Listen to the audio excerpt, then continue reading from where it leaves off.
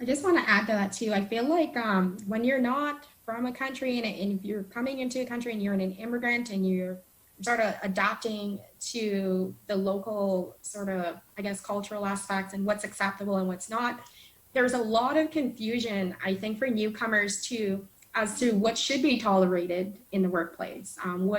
What are those microaggressions that are not okay? And I think if you're not from here, it takes a while before it'll actually hit home. Like for me, before working at Algoma, I think Algoma University has done a very good job with sort of educating their students, their workers, all of that stuff on basically racism on a spectrum or discrimination on a spectrum. You don't hear it, it's not spoken about very often in any other workplaces. So for me, it was like I was almost like 6 years into my career before I was able to reflect and realize that, hey, like these incidences have happened and this was the outcome in the end. And well, I was discriminated against. Like it didn't resonate until much after the fact. And there is a lot of regret with that. But I think that that also, there's a big portion of that that sort of should be taking responsibility for what happens in the workplace. When you go in there, maybe they're sort of educating you on the basics of what workplace harassment and violence,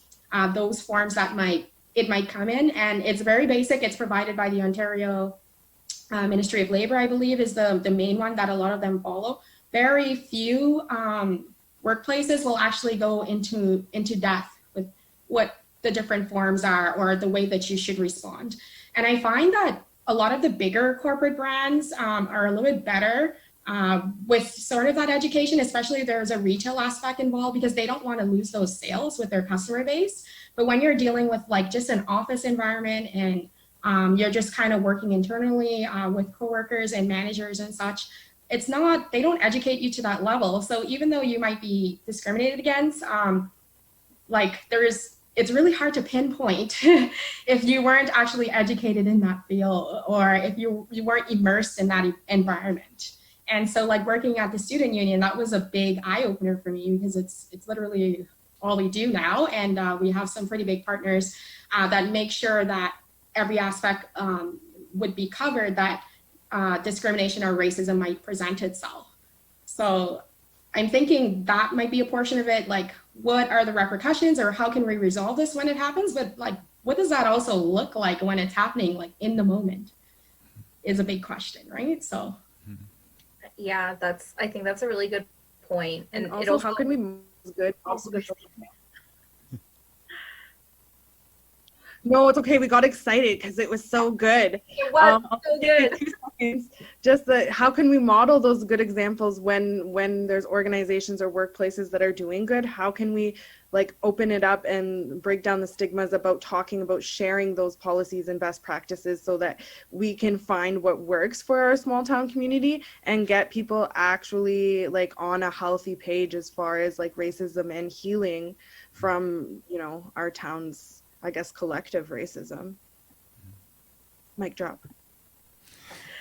I think too, like it's just such a, I don't know, such a good point that you made. And I think one thing I would just top of that too is we have to stop trying to find bright lines in the sand. Like the number of times people ask me, so like, what can't I do and what can't I say? And it's like, geez, man, like it's not that easy of a question. You have to really examine power dynamics and it's such a nuanced conversation. It's ongoing.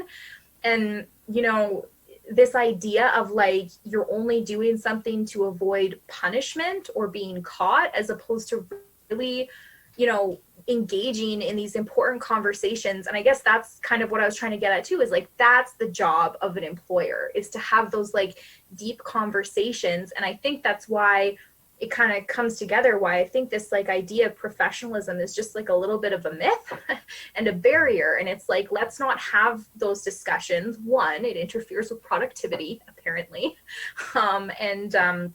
Two, I don't think that most people who own property and businesses, particularly in our town, not to overgeneralize too much, but I'd be surprised if people were prepared to train their employees on conversations that are that deep and complex, and not just like, don't do this. It's like, here's the questions you ask yourself, here's how to educate yourself, here's how to really engage in the issues, respect people, make this a safe workplace.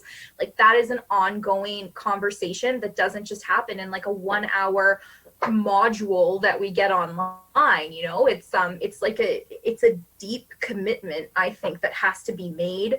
And I think when it's broken by an employee, like, I think that's a stand that an employer has to take right from the get-go.